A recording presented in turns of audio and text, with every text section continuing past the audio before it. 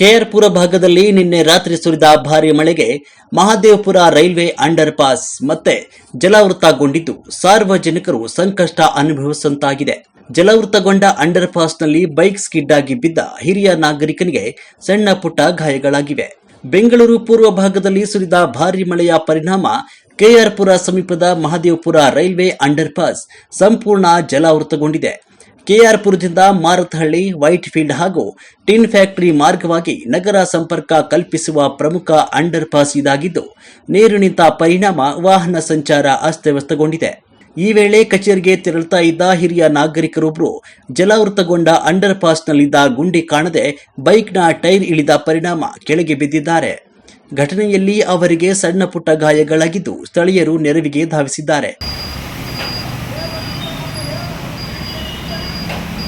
Under ಪಾಸ್ನಲ್ಲಿ ನೀರು ನಿಂತ ಕಾರಣ ವಾಹನಗಳು ಸಾಗಲು ಸಾಧ್ಯವಾಗದೆ ಭಾರಿ ಟ್ರಾಫಿಕ್ ಜಾಮ್ ಉಂಟಾಯಿತು.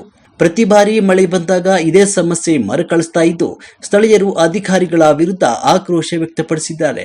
ಪರಿಸ್ಥಿತಿ ನಿಯಂತ್ರಿಸಲು ಟ್ರಾಫಿಕ್ ಪೊಲೀಸರು ಮೋಟಾರ್ ಪಂಪ್ ಬಳಸಿ ನೀರು ಹೊರಹಾಕಲು ಮುಂದಾದರು. ಆದರೆ ನೀರು ತೆರವುಗೊಳಿಸಲು ಅಳವಡಿಸಿದ್ದ ಮೋಟಾರ್ ಪಂಪ್ ಕೆಲವೇ ನಿಮಿಷಗಳಲ್ಲಿ ಕೆಟ್ಟು ನಿಂತಿದ್ದು ಸಮಸ್ಯೆ ಮತ್ತಷ್ಟು ಗಂಭೀರವಾಯಿತು.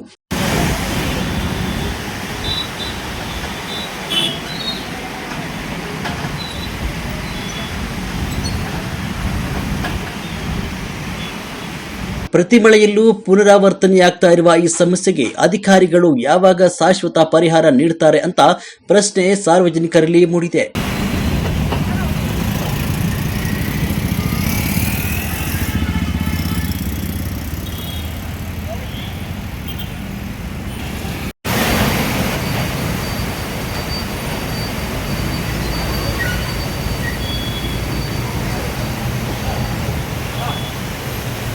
Nasıl?